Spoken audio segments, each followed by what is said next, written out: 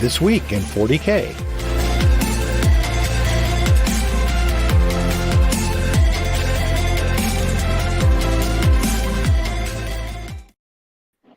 It is time to rock out with your 40K out. I am Colin, and he is Billy. Welcome to This Week in 40K, which this week we're calling This Week in 10th Edition. Yes. How you doing, Billy? I am doing wonderfully. I have my daughter in my lap and my porcine daughter on my toes, so I'm just overwhelmed with Heil ladies. And this morning we decided to rock the video problems for me and audio problems for you, I believe is what we decided to do. Because technical problems for only one of us is what normal shows would do. But we take it to the next level, and we break at the same time.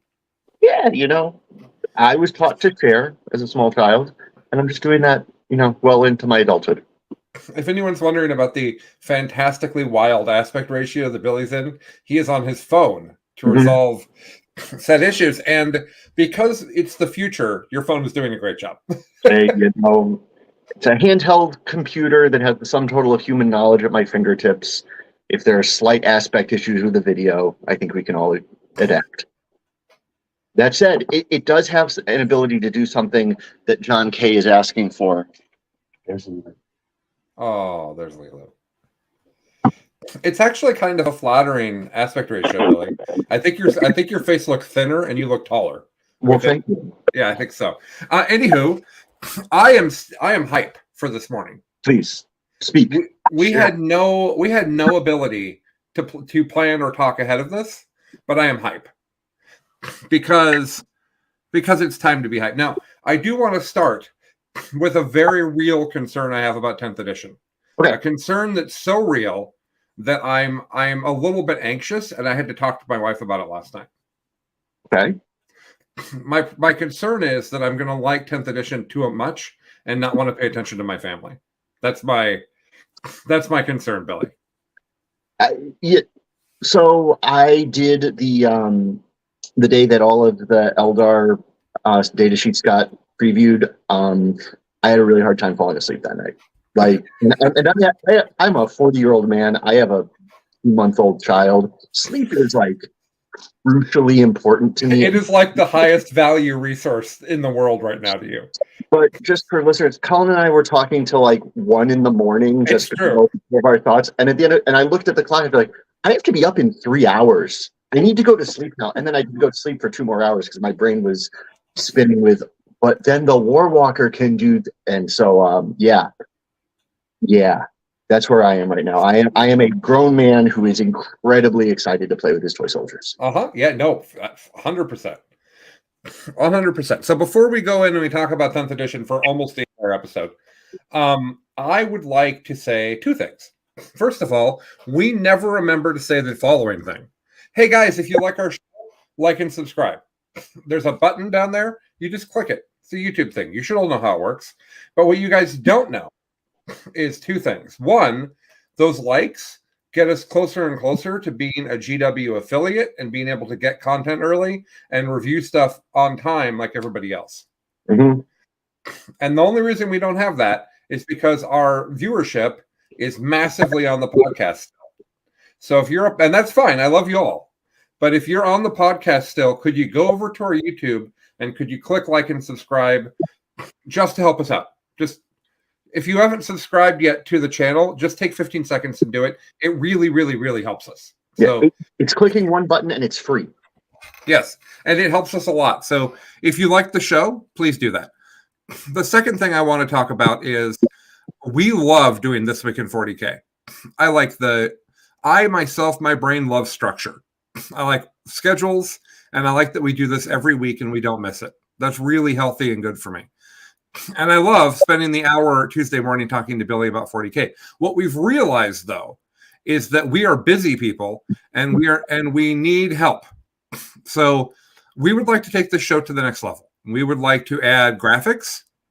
We would like to be slightly more organized. We would like to make some shortened videos from it. We'd like to do some stuff that will make it a more popular show, and we'll take it and make it really go. If you are someone out there that thinks that, I love This Week in 40K and I would love to help them, you should be aware that none of us are paid to do this right now. But if someday as many people are watching us as are watching Art of War, everyone will get paid. But we're doing this as a hobby, right? All of us. And if you'd also like to join us and you'd like to help out, we would love to have a little help with the back end of our show. So if you're interested in that, you can reach out to Billy or I. Probably better to reach out to me. I just forward it to Colin. Yeah. But I just happily forward it to Colin. Yeah. So I just wanted to get that out on Front Street, as they say, Billy. Indeed. Okay. Let's talk about the news. The news, as they say. Our top story.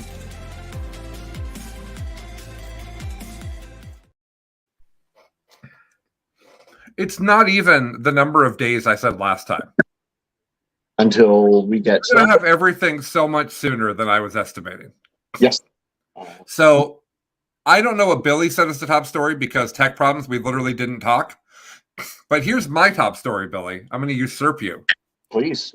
My top story is that we're going to play 10th edition 40K an entire week earlier than everyone thought. The leaked release schedule has basically been proven to be true.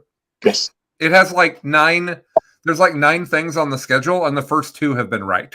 So and then, we know that the first 4 are right because the second 2 are Thursday is Tyranid data sheets, and Friday is Space Marine data sheets. All of them, the whole thing, everybody, all of them, not Forge World, but all the rest of them.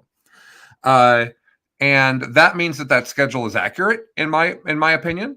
Yep. They also teased points, and I don't think they would have teased points if they were 2 weeks out.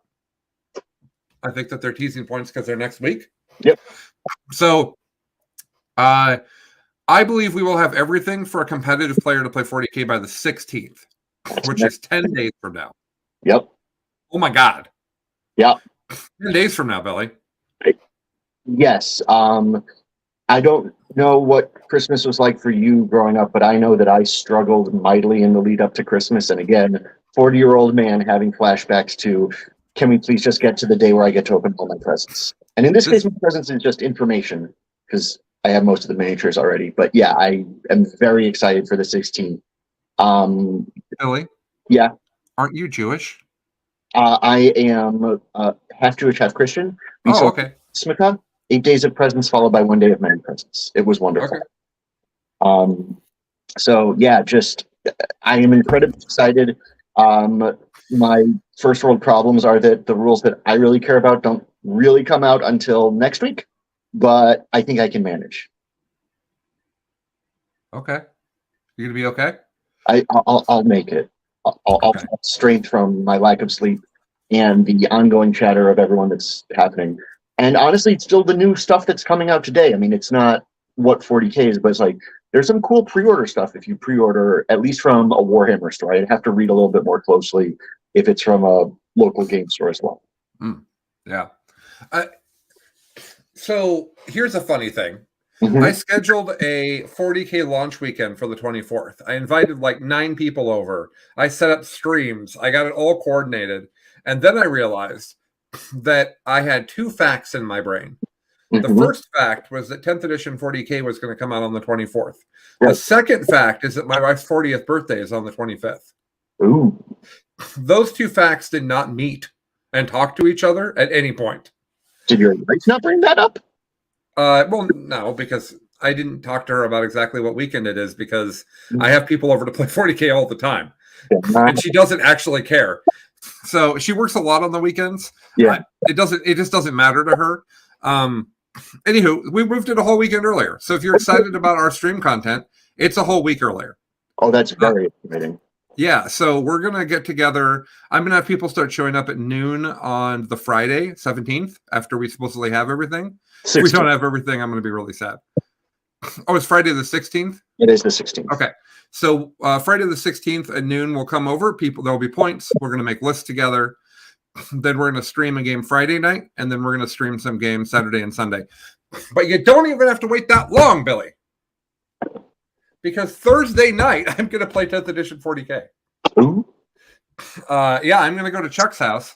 He's going to play the Chaos Demons list from the stream because we know that list is 2,000 points. Yep. And they showed us all the stratagems and all the data sheets. And Chuck owns every demon that you could imagine. That's actually not true. He's missing this. He doesn't have a full Slaanesh collection, which is weird.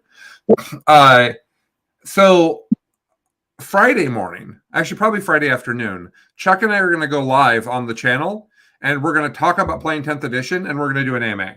And we're not under NDA for anything. Right. So you can ask us whatever you want, and we will tell you our thoughts. I do not have points, and I don't have data sheets ahead of everybody else. So I can't spoil anything, but I sure can talk honestly and openly without any concern that I'm sharing something I shouldn't be. Clarify, that's this Friday the 9th. Yeah. Okay. It's like really soon. Mm-hmm. So Chuck and I are going to do an AMA on Friday about 10th edition because we will have played it. And I think that is, you guys might be thinking about this, but the Art of War people, the stat check people, all of these people have really amazing content to offer. What they don't have is a bunch of dudes in their 40s who have been through this a dozen times in a dozen different games. So that's fun. You will get a lot from hearing Chuck and I, I've played 4 editions of the game since second, and Chuck's played all of them. So we will have a lot to say about 10th edition. Also this week, Billy, on Sunday at 9 a.m., the Biff Pod crew, Best in Faction crew, is going to get together. And what we're going to do is we're going to help you prepare for how do you learn a new edition and how do you make lists for the first time. Again, we've been through this a gazillion times. And last time, I went from new edition to not losing a game for 4 months. There are ways to prepare and to get ready and to rev up. And we're going to help you with that. So that's at 9 a.m. on Sunday. We're also going to add a bunch of content for next week because lots is happening. So look for us. And then I will tell you, Billy, something you don't know about. Okay. That's extremely hype. So we're all going to play 40K on the weekend of the 16th, except maybe Billy. The rest of us on the network are all going to play 40K. Okay. If you can find somebody to play a game with, Billy, it'll really help with the next thing I'm going to say. Okay. The week after that, we are going to do a super best in tabletop show with every single host from the network. All the TNG guys, all the Biff Pod guys, Billy, myself, Hank, and I'm actually going to try to get McDougal, who is like kind of an ongoing guest. And we're all going to get together, and it's going to be Brady Bunch style. There's going to be all of these boxes on the screen, and we're going to do a timed format where each person will have a topic like favorite army and list so far and why. And we're going to go through, and each person will have like 1 minute or 2 minutes to go blah, blah, blah, blah, blah, blah, blah, blah, blah. And we're going to basically rapid fire through what everybody's learned in the first week. We're going to talk about almost every faction in the game. We're going to talk about what we see that's going well, our takeaways, and we're all going to do it together like a big party. And it's going to be chaos, and I'm going to love it. Yeah, I should be able to get a Garage Hammer game in the fall next week. Just, my regular practice partner is in a similar life situation as I am. So, right? Hey, Oliver wants to know. By the way, Oliver, your last name, I think it's great. Points will be released on the 16th accordingly to the unofficial league schedule. Oh no, sorry, it was JK that had the question. Sorry. Yes, points are being released digitally, and we believe it's on the 16th. We know that points are digital. They've said that, so we don't have to worry that they're going to want us to buy them. They might want us to buy them, but they're going to give them to us for free. Additionally, we believe it's on the 16th because of the leaked release schedule that so far is 8 or 9 correct. Right. And it may not be specific. What? Just the things that it has predicted are not things that I would have thought would happen. Like the full rules being released for free online 3 weeks ahead of that is really new for GW on the 30K side. That is something they have monetized heavily in the past and are just given to us for free. And then letting us pay money for the nice hardback version for oldies like. Well, there's a weird thing happening, Billy. The Games Workshop is not handling this launch like any other launch I've seen. They're giving us everything a week out, I think, to get us hype about buying the box. And here's the mind-blowing part. The box doesn't seem to be limited. We are like I'm hearing. I have a large number of friends that own local game stores, which is just a funny thing. But they're all messaging me and they're like, "Yeah, I'm getting as many as I want." I had no problem ordering 2 from my store, and there was no like I put my name in because GW release stuff. I figured I'd be lucky to get 1, let alone 2, and they're just like, nope, as many as you want. So yeah, it's crazy, and I wonder just how many trade deals have been worked out. It's like World 12, right? Oh, I have too many Sarah Angels. I guess I'll trade one to my friend who's got too many Shivan Dragons. Like, it's very Magic the Gathering. I am not going to do Marines right away. Okay. Because there are too many armies I'm hype about, and I have to be realistic about my time. Sure. So I've just made a decision that I am going to ignore Marines. That said, I have several friends who are going to play them, so it's not like I'm not going to know about them and help my friends and everything. But what I'm going to do, what I'm going to do is completely lose my train of thought and be completely derailed by nothing. There's nothing happening in the room. There's no stimulus of any kind. I literally just forgot what I was talking about. You're probably about to say that you're going to focus on the Tyranid half of the box. Yeah, I am. And so I'm trading the Space Marine half to a friend who doesn't need Tyranids. I bet there's a lot of that going around because that's a thing, right? People don't play Space Marines and Tyranids mostly. I do, but I think I don't know what I should figure out what percentage of the armies I own in 40K. It's probably like 40% or 50%. Anywho, yeah. So how about you, Billy? What's your 10th edition schedule and plan? So I was going to try to get a game in this week, and then life got in the way, and also the armies that both of us want to play, we don't quite have enough information. So it's going to be sometime next week, and then if both of us can finagle it with our lives, both during the week and a weekend game, 2 whole games in 1 week. This is exciting for the olds. And then I was, up until last Friday, completely planning on being a Marine player. Marines are always good at the start of an edition. They always get support. They always get new miniatures. And quite frankly, Oath of Moment and Bobby seemed to be on a tier above anything else I had seen. And then there was the Eldar stream game, and we saw all the Eldar rules. And I have my friends with me. They're just sitting right here. I will have both because I have the ability to just sort of put both a Marine army and an Eldar army on the table. But I was up until 2 a.m, not able to sleep due to thinking about Eldar, because that is my first love. Yeah. And I want to talk about Eldar, and I want to talk about them specifically, not because I'm a fanboy. I am a fanboy, but I want to talk about the internet reaction and what that means and how that relates to the start of 10th. It's the best way to have this conversation is this mention specifically. Yeah, I think so too. So let's talk about that in just a minute. Because what I want to talk about first is we didn't actually, not everybody has seen the late release schedule. So I think it's mean for us to say that, man, guys, I'm sorry. This morning while Billy's looking up the release schedule, which I could see that he's doing, let me tell you guys that in the last 2 weeks, one of my garage doors broke. I had electrical problems and had to call an electrician. Yesterday, the water was turned off for not payment. Here's the fun twist. I had actually paid. They said, you owe us $140. And I said, really? You turned off my water over $140, then I paid you. There are 2 things that are stupid about this. Yeah, things are going sideways. The air conditioner's broke. That ended up being a electrical problem. Yeah, it has been an absolute crazy time. And then this morning I woke up and nothing on my computer would work. So we're a little disorganized, but we're having a great time, and that's what matters. The unofficial but thus far accurate release schedule. So don't blame us if this is wrong, but it's been right so far. We have no idea. I have been told by people that do know that it is accurate. Yeah, and it's been borne out. So June 2nd, Core Rules Quick Start Guide happened already. June 5th, yesterday, Leviathan data sheets happened already. Today, we don't know. Tomorrow, nothing new.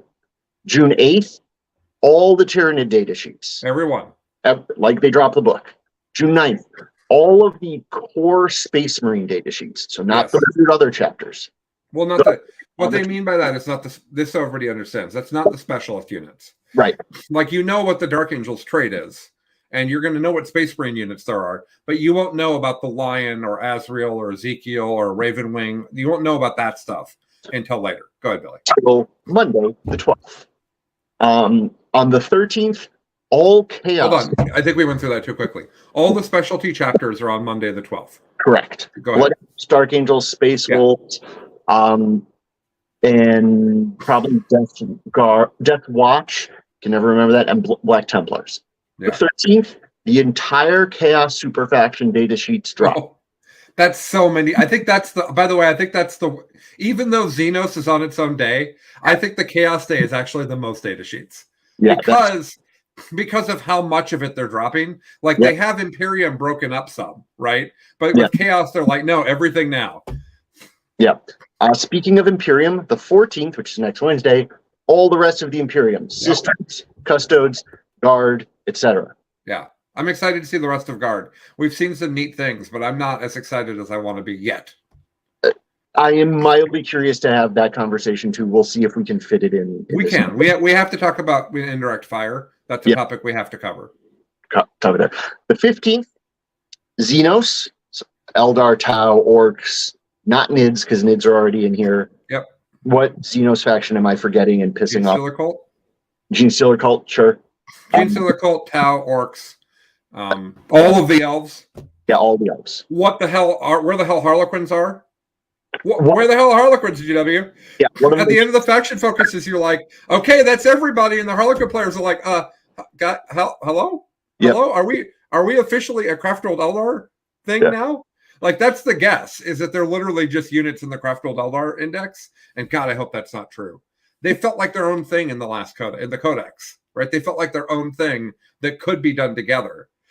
I really don't want them to be lessened in focus, attention. So I have two things to say. One, Robert Saxon Nahus that helped us. Necrons are also a faction that are. Oh, that's true. Necrons are in fact a faction. Yes. So we're getting Necrons then. And two, while I completely agree with you that there is fun in Harlequins being their own faction, I'm not sure it was the healthiest thing for the game. And I really just want to shove a solitaire into my regular craft roll lists. Fair. And JK does say that they said it's in the Eldari book, which, thank you, JK. I hadn't heard. I mean, that was my guess, but I hadn't heard the official on that. So should we talk about... Just to finish off... Oh, yeah, I'm sorry. Go ahead. Points and the GT pack. And that second is also important. So it's not just the points so that you can build your army. It's the rules for playing the missions, which, as we saw, are intricate and detailed. I think right now we actually have all of the mission rules, but the GT pack is going to say, hey, put these combinations together for competitive play. And my understanding is they're going to say, and put your terrain out in this way for competitive play. I do. I agree. And those two things, Mike Brandt was explicit that the two missions they showed were the weird, fun, interesting ones. But oh my God, were they weird, fun, and interesting? Oh man, yep, cool. Yep. So if the rest of the thought that clearly went into those missions, because they play very differently than what we've been playing before, went into how they built the GT pack, we're going to have a very fun, competitive 40K to go into. Completely agree. So what I'd like to do, Billy, is I'd like to talk about why people are flipping out about Eldar. Mm-hmm. And then I want to talk about why that's dumb and we should stop. The floor is yours, sir. Okay. Well, I don't want to do it by myself. I mean, I'd like you to. You're on the show as well. Okay. I'm holding my avatar and my Eldar. All right. So there were two stream games that if you haven't watched, you should watch. It's a great fun thing. I couldn't believe how much fun I had watching the Eldar versus Guard game. Now, Nick Nadavati and Andrew Gagnon are both people that I care about very much. They're great friends of mine. Wonderful humans, especially Nick, sure, but especially Gagnon. We're going to give Gagnon, like, Nick is like A-tier human and Gagnon is like S-tier human. It's not that either of them are bad humans. It's just that you can't compare the two. Anyways, they played a stream game. For everyone that knows Nick and Gagnon, they're laughing right now and no one else. Everyone else is like, what? Real inside joke. They played 2 games. So they played 1 game, and some other people played the previous day. Goat Boy and I'm sorry, I don't remember. They played Chaos Demons versus Death Guard. So when they did these games, they showed us every data slate that was in the game, and they showed us the stratagems. Every army has 6 stratagems. Every army has 4 enhancements. Enhancements are like relics and warlord traits that you pay points for characters. Yep. And we know what stratagems are, but you only have 6 to go with, and then there's 6 core stratagems. 11. So you have 12, 5. So you have 11.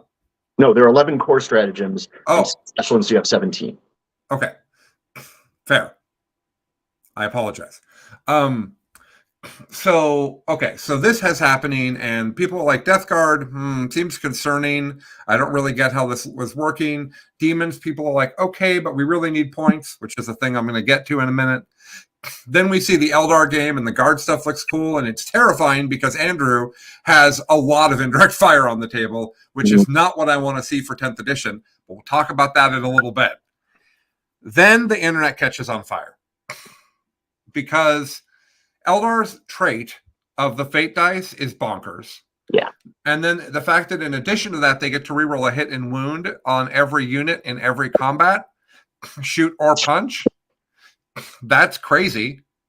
And then we saw the enhancements, which we don't have time to go through every rule that was previewed. The enhancements are nuts, and the stratagems are extremely strong. In fact, the stratagems are a wonderful toolkit.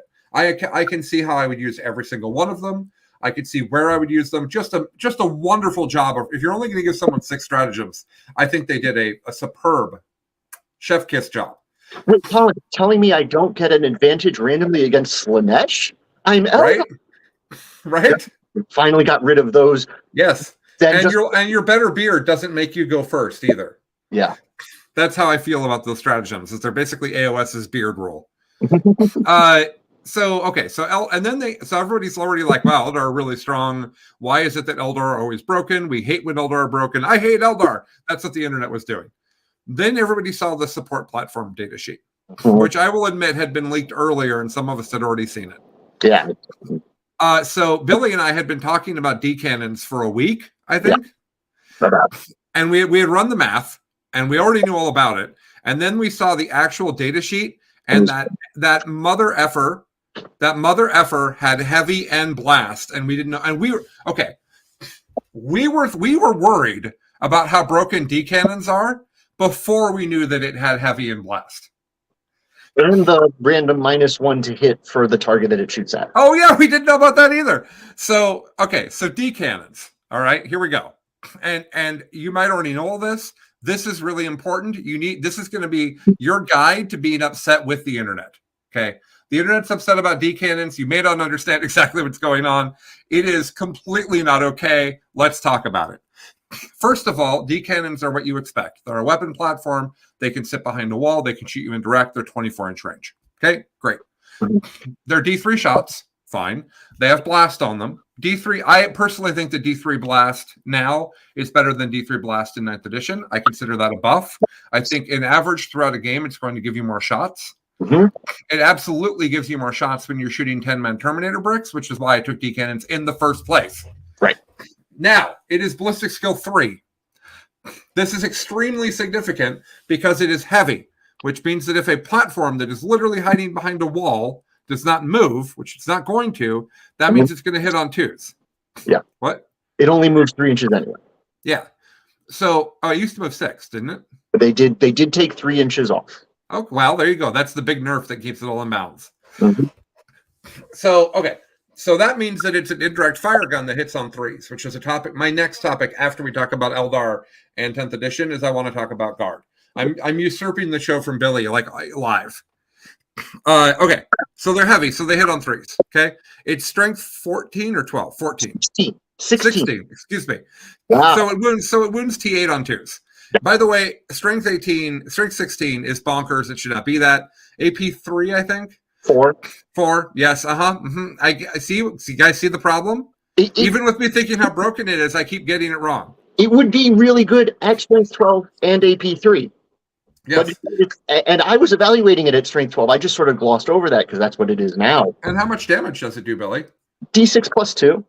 Now, is that better or worse than 3 plus D3? I believe it's better.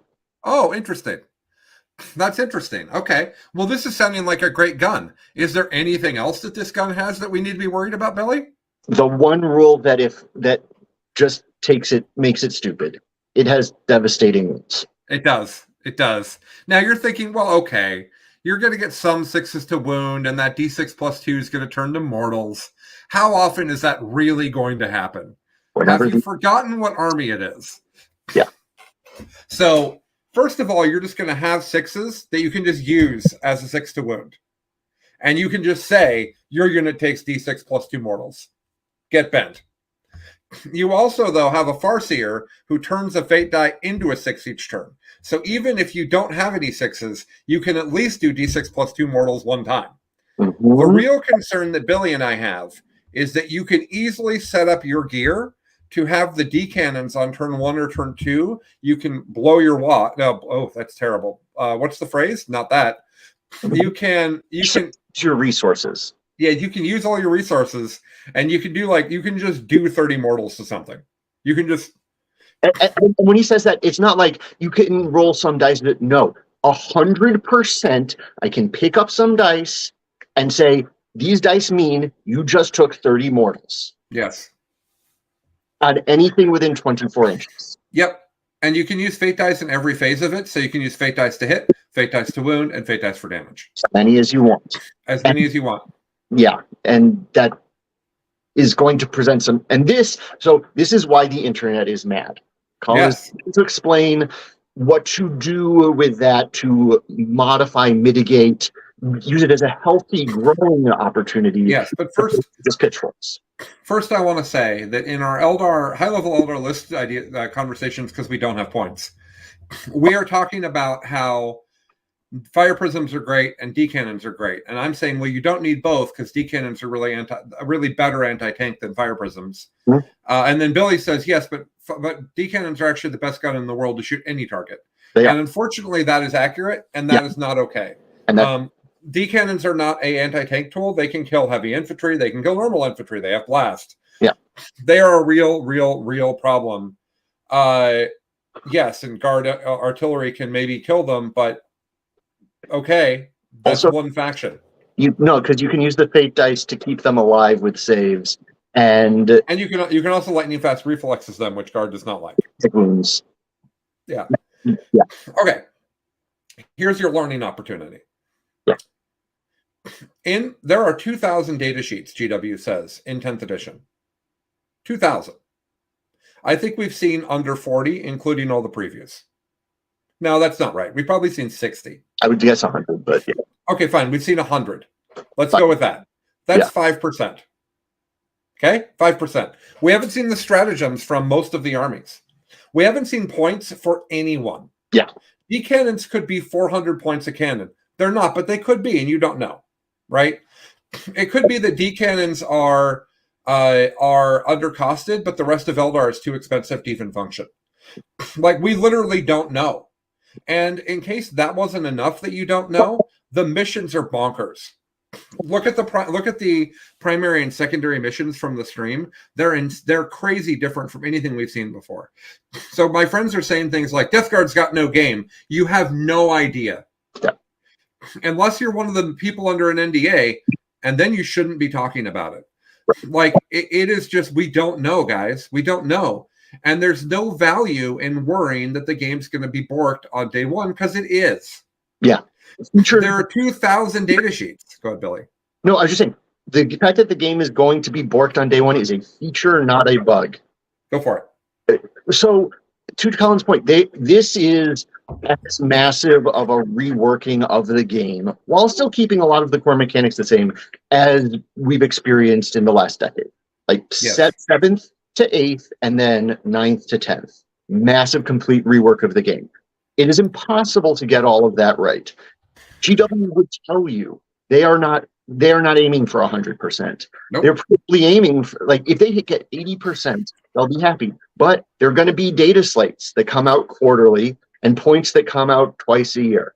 And I would actually bet that those data slates are not completely written necessarily. Like, part of the advantage that they have of giving us everything a week early is there will be some information percolating out there that will allow them to do that data slate. It might not be a day one data slate. It might be a 2-week data slate, but it will be there. D-cannons will not be this for long, I hope. And no, personally, they won't be.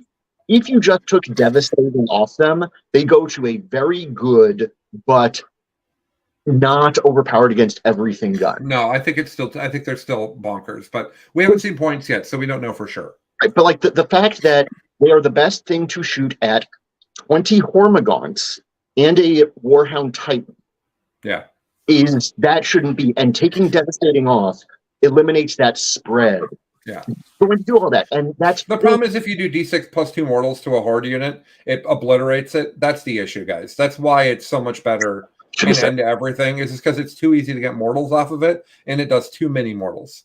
But to Colin's point, so many of the mental heuristics we have, I know that this unit will do this thing and it will give me this benefit in the game, is going to be changed. If you watch the mission where you're pushing the objectives into your opponent's deployment zone, score, or you're spawning objectives wherever you want it, like, it's entirely possible that the Viper is the bigger problem in Eldar armies than the D-cannon. Now, it's unlikely, but it's still possible. Given what we know and points. So so this is how we're going to give context to this. Are you ready for my big statement? Please. This is 100% true. Okay. I'm not lying to anybody. I am just as concerned about Guard as I am about Eldar. How's that? The game is in its worst possible state when indirect fire is good. The problem is that a huge amount of 40K is hiding behind terrain and maneuvering to get to combat without getting shot up. Further, because of the way Overwatch works now, there's an even bigger emphasis on hiding than there was before. Because if your unit gets close, trying to do a charge, you might get shot up first. Right. And there's stuff like Dire Avengers who can just be like, well, we Overwatch on force because Azerman's with us. Right. He's never good, so he might be 400 points. Because I think there's a rule that Azerman can't be good. But it's been a long time since Azerman was on the table in a competitive way. Yeah. So Overwatch is scary. And the problem is that if you can't hide effectively, the game is going to be bonkers frustrating for a lot of factions. So the concern that I have is that Ganyo took 2 Basilisks and 2 Wyverns and 2 mortar teams. That is terrifying. If those are all pointed correctly to take them all, that is wildly not okay with me. And then so you're thinking, well, okay, Colin, yes, but Guard is BS4 and indirect puts them on a 5. Does it? Because they have a lot of ways to get +1 to hit. If you look at the strats and their rules, the Sentinels can spot for the artillery, which by the way is a super cool rule. I'm not mad at the fluff. I'm mad at what it does. And then what's wrong, Billy? No, I'm thinking, I'm not mad at either. I just think that they then shouldn't have given other ways to get the bonuses to talk about. There are several ways to get +1 to hit. So, and there's rerolls too. So there's reroll 1s to hit as well. Like artillery and Guard is going to be too good. And it might be pointed to oblivion, but I don't think so based on how many things Ganyo had in his army. So I'm very, very concerned about that. And if you're worried about D-cannons, you should think about the fact that they are 24-inch range and they are T6, 5 wounds with a 4-up. They might be 4 wounds now. I think they're 5 wounds with a 4-up. Yeah. I think that's right. No invul. No invul. Okay, Guardians have an invul. No invul. If you shoot them with Basilisks, they're going to die. If you shoot them with the Plague Burst Crawler, you're slowly going to kill them. If you have multiple Plague Burst Crawlers, it'll go quicker. If you shoot them with the Exorcist, they're going to die. There are indirect fire guns that are higher strength than 6 that have AP on them. And those will kill D-cannons. They just will. If Guard goes first, they'll just kill your D-cannons. So yes, D-cannons are wildly not okay. But we do not know points, and we do not know how they're balanced, and we do not know what the rest of the game looks like. And I would really, really, really, really, really, really, really, really like it if everybody would do the following for me. Chill out and be hype. Yeah. The hype train is going, guys. There is so much to talk about, and there's so many things that are exciting. So many things that are exciting. The Avatar data sheet is amazing. I'm also worried about him. By the way, guys, if you want things to worry about, which I don't want you to have, but the Avatar's defensive profile with Fortune on him, because they didn't limit Fortune to only being on infantry or bikes or something. You can put it on anybody you want. You can put it on a tank, put it on a wave serpent. Doesn't matter. You can absolutely put it on the Avatar, who is T12 with a 2-up, 4-up, and 14 wounds, 12 wounds. 14 and half damage. Yeah, and 2-up, 4-up. Yeah, that's bonkers. But what is he pointed at? What's he pointed at? And also, D cannons kill him in one shot. Yeah, they do. So, because you could just make immortals, and then he's like, oh, I got nothing. So we just don't know. We just don't know. And you have to wait. Yeah. You don't have to wait long. No, and so what I'm doing with my time is, all right, assuming these things are pointed similarly to how they're pointed in Night. Like equivalent, if they're getting a 10% boost in power, I'm mentally boosting them 10% in points. That's sort of a thing.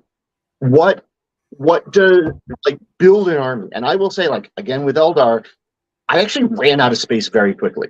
I couldn't fit half of the things that I wanted to in there. So I would just say, if you're the sort of person who stays up until 2 a.m. because you can't sleep because you're so excited, go through that process and see where it leads you, because that's going to tell you some things about the shape of the game.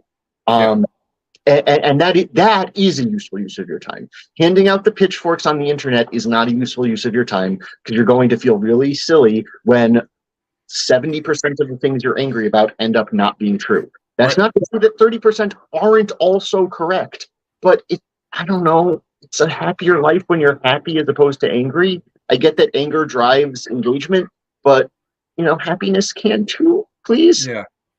Anybody who watched the series finale for Ted Lasso should know that happiness is awesome. Like, that was such a happy finale for those that haven't seen it yet.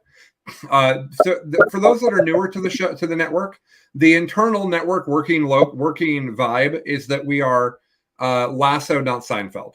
Both are funny shows, but Seinfeld is about terrible people being terrible to each other. Lasso is about incredible people trying to be incredible to each other.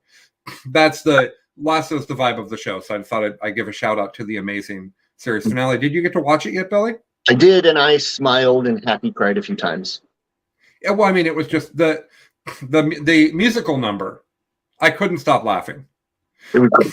So we won't ruin any of the Ted Lasso spoilers. So yeah, that's what's going on. Some things are out, right? Yeah. What I would like to talk about is one more thing. Please. Okay. Who do you think are the 3 biggest winners for faction, army, and detachment rules? All of them combined, or faction rules, Let's put faction rules and detachment rules together. Eldar have fate dice, and they have reroll 1s to hit and wound. And they're one of the best ones. Aside from them, who do you think are the real winners? Because we haven't talked since everything was previewed. And in fact, we didn't cover the last few previews. I now realize, sorry, people that play those armies. What did we? Yeah, we missed a few things, but not a ton. And sorry, we missed Titanicus, which I don't want to talk about anyways. We missed the specialist Marine chapters, and I'll tell you one of them that's not a winner is Space Wolves. They'll be in a Gladius detachment. Yeah, it's better than the Dark Angel straight, though. I would actually argue with that. Okay, fair. They're both garbage, so yeah. It doesn't matter. The best. So Eldar is one of them. I still think Loyalist Marines is one of them. And then I'm actually going to go what I think is off the board and pick World Eaters, because it's actually way more likely than not that you're going to get almost all of those things, and all of those things are really good. You muted yourself, Colin. Yes, because I had to blow my nose and no one needed that in their life. Yeah.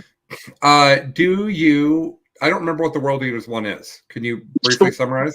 It's the one where you roll 8 dice, and then for every type of double or double that's higher than 4 or triple, you get stuff like +2 to your movement, advance and charge, sustaining hits. Like, basically, you get every buff that World Eaters would possibly want to get, And when they previewed it, I, at least as a non-math person, looked at it and said, oh, but they're only going to get that like 20, 30% of the time.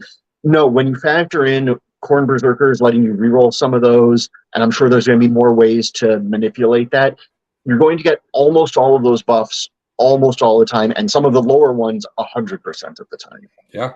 So it's a lot, to me, it's a lot like what I had with Fate Dice of when it was first previewed, I'm like, oh, this might not be as good. And then the more you think about it, oh no, this is just amazing and better and everything that faction wants. Yeah, yeah.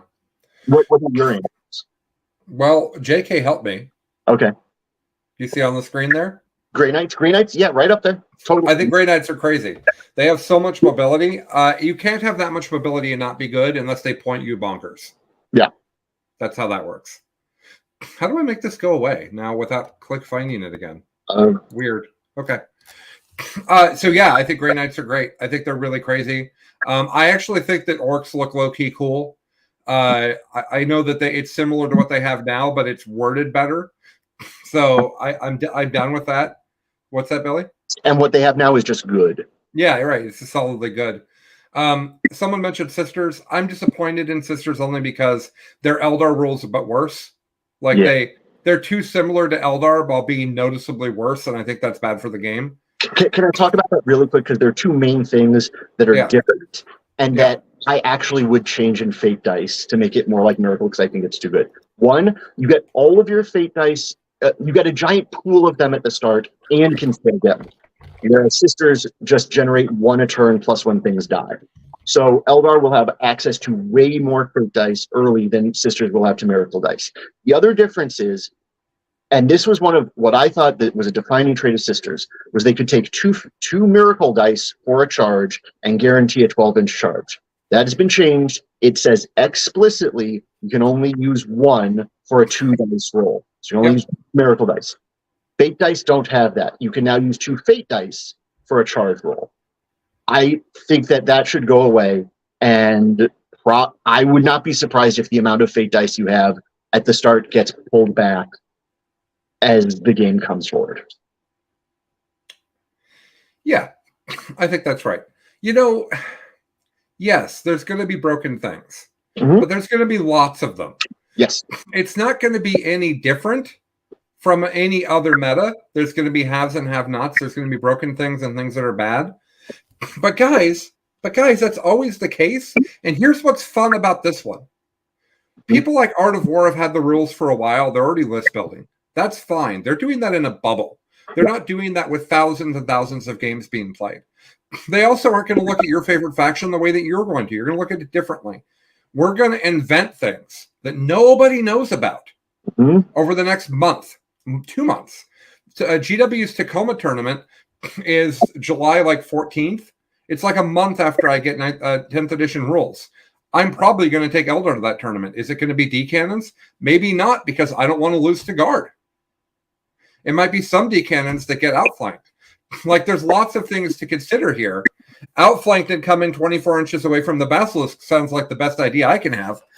But that's really hard against the Guard army that's screening against you. At least they don't have a massive army-wide 12-inch no deep strike bubble anymore. What were you going to say, Billy? No, I was just saying that right now, this is my favorite thing when just a new book comes out, is that it resets the meta enough that you can try new things and just experiment and see. This is, everyone is completely new. So if you have a pet unit that you've always wanted to be good, build the Avatar. Well, the Avatar, or right now, Shining Spears is also another place my brain is going aggressively. Build an army that emphasizes the way you want that to be good and suit. And when inevitably it doesn't work perfectly, figure out what did work and what didn't. What lessons did you learn from that, and iterate on that. And that's going to push me, I know, in a very different, worse, but different Eldar direction than Nick Nanavati. He is going to take a non-interactive shooting gun line. I am going to try to... He's not. No, he's not. He's not going to take a non-interactive... You finish your statement, and then I'll tell you what Nick plays. Okay. I'm going to take try to smash you in the mouth as fast as possible and end the game on turn 3 kind of an army. These are completely different paths of exploration. embrace the exploration and find your fun there. Yeah. Nick doesn't play gunlines. What Nick will do is he'll take a million MSU things and he'll play the mission better than you. That's what Nick will do. That's Nick. That's Nick's jam. Nick would like to win 40K with doing as little as possible if he can. Like if he can sit in his deployment zone and win the game, he's perfectly happy to do that and drink beer. I think you'll be able to do that in 10th, which is one of my favorite things of 10th. Yeah, I think you're going to have to go out and interact. I agree with that. I'm much more hype about characters and units than I thought I would be. Yeah. Like the more we hear about it, the more I'm excited about it. It's really lore and kind of table fluff and it just kind of feels good, right? And it also is going to make lists really easy to write, right? Captain with 10 Terminators is now one thing. Can you actually talk about lists for a second? Because this is a piece of news that I think is newsy enough for us to cover. Newsy enough. Oh, by the way, I don't have to stop at 3 minutes, so I can go a little bit longer. Okay. So one of the things that came out, one of the things that had been previewed long before was that we were going to get a new 40K app, which was necessary because the current 40K app had too much wrong with it for it to really have mass market appeal, is the nicest thing that I can say about it. But it was suggested, Mike Brandt got on stage and said, quote, "And this one works for the new app." People were understandably hesitant to believe that. My understanding, he backed that up on the stream this last week. He was talking about pulling up every single data sheet in the app and it working smoothly and easily and efficiently and effectively. Now, there are probably like 5 users on the app. I'm sure there's scaling issues, but I am excited for that. And to Colin's point of army building, you will apparently be able to do all of your army building in the app. And this is the newsy thing I want to talk about. You might not be able to do that in Battlescribe going forward. I don't want to get into that, but it looks like Battlescribe for 40K might be going away for a while. Oh, no, we need to explain because the wrong people are getting attacked. Okay. We need to explain. We do. Because I don't understand it well enough. Yeah, so here's how Battlescribe works. If one entity were to make that app and put the data in for all the armies, they would get sued and shut down by GW. And the reason for that is that they're then making money off that Warhammer content that's not their IP.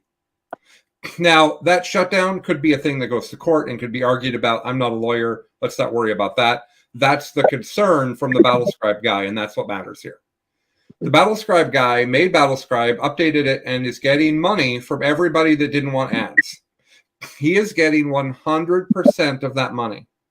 He has not responded. Now, the next part is hearsay. I'm not part of this. But what I am being told is that he has not responded to emails in up to a year now. Yeah. And that he is not updating the app and he is not making it work. The problem with that is that the way 40K works now is structured differently and we need app changes. The people that actually put the points in is a collection of volunteers that are not paid or even really appreciated, mostly just badgered for doing it too slowly.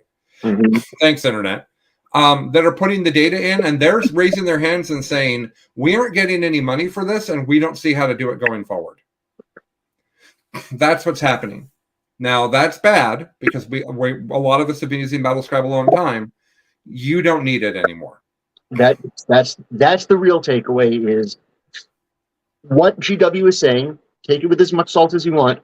They're saying the new app is going to do it for you. Yep. I wrote down some guest points on Space Marines, and then I wrote a Space Marine list.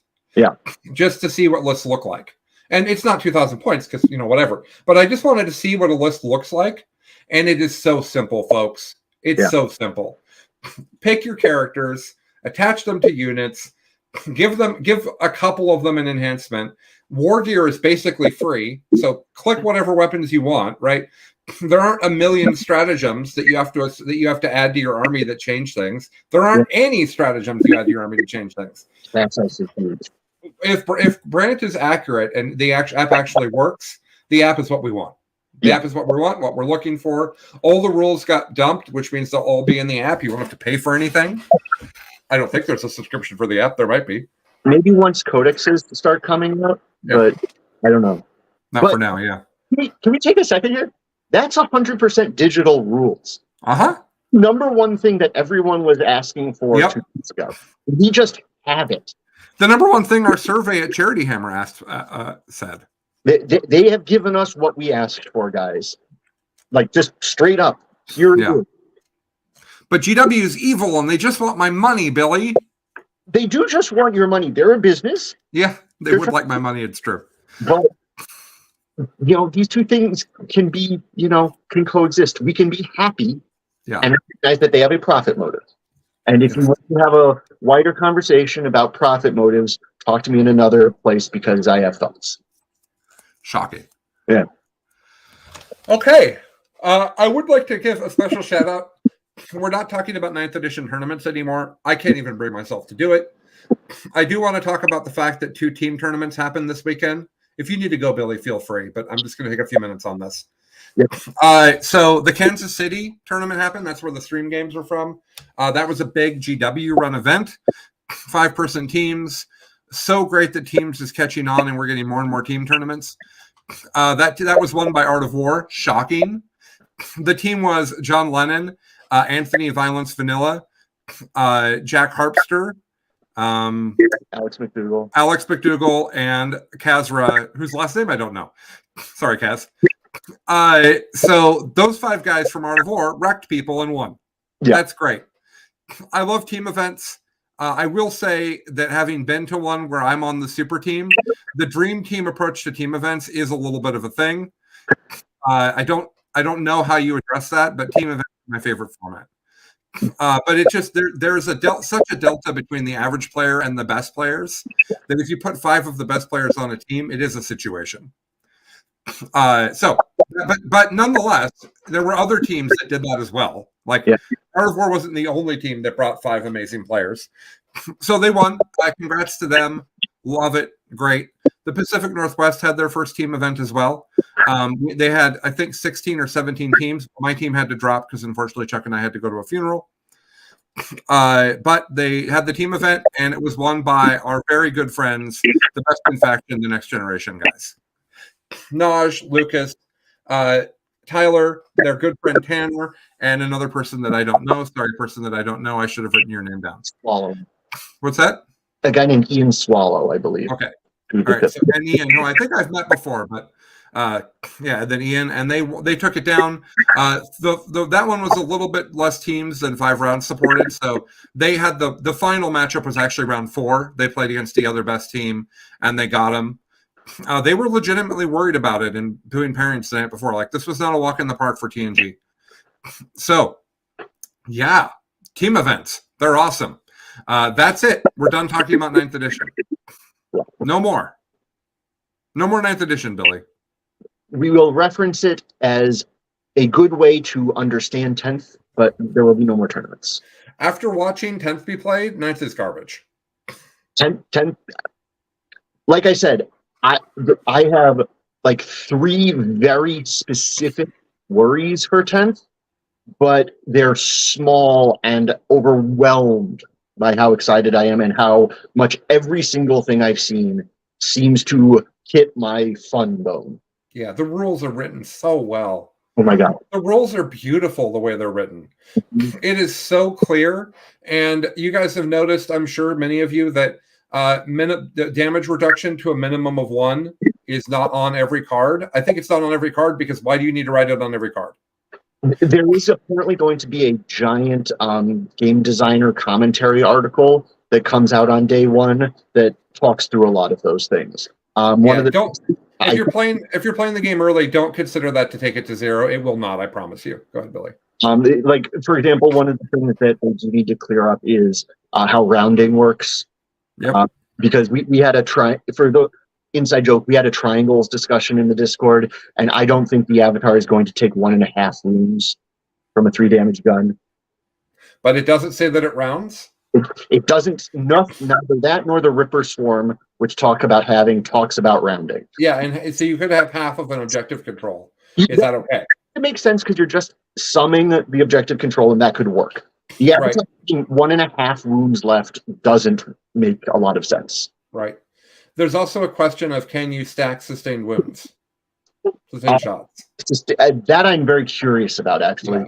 They could also fix that by just not building the opportunity for it to happen. I think they did. Okay.